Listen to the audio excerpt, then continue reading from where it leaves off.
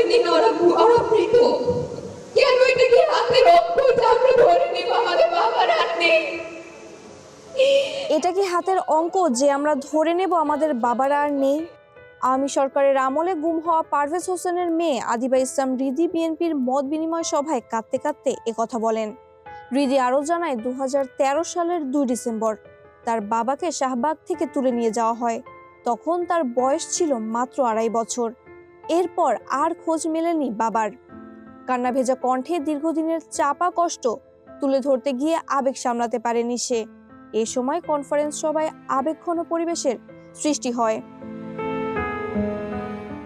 আমরা বিএনপি পরিবার ও মায়ের ডাক আয়োজিত মত বিনিময় সভায় 13 বছর ধরে নিখোঁজ বাবার অপেক্ষায় থাকা সাফা ও মিমদের মতো সন্তানদের বাবাহীন জীবনের বেদনার কথা শুনেন বিএনপির চেয়ারম্যান তারেক রহমান।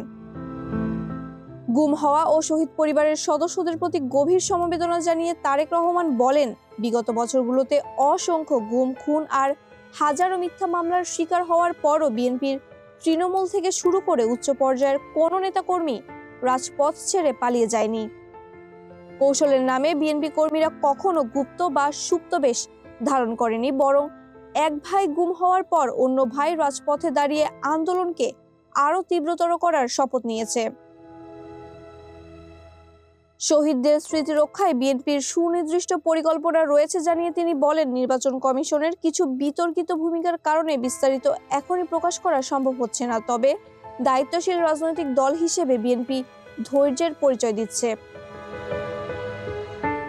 সহিংসতার শিকার পরিবারগুলোকে রাষ্ট্রীয় সহায়তার আওতায় আনার প্রয়োজনীয়তার উপর গুরুত্ব আরোপ করেন তিনি। একই সাথে বিভিন্ন উছিলায় গণতন্ত্রের পথ ব্যাহত করতে বিতর্কিত সৃষ্টির চেষ্টা করছেন যারা, তাদের বিরুদ্ধে দলমত নির্বিশেষে সাধারণ মানুষকে সজাগ থাকার আহ্বান জানিয়ে নিজের বক্তব্য শেষ করেন তারেক রহমান।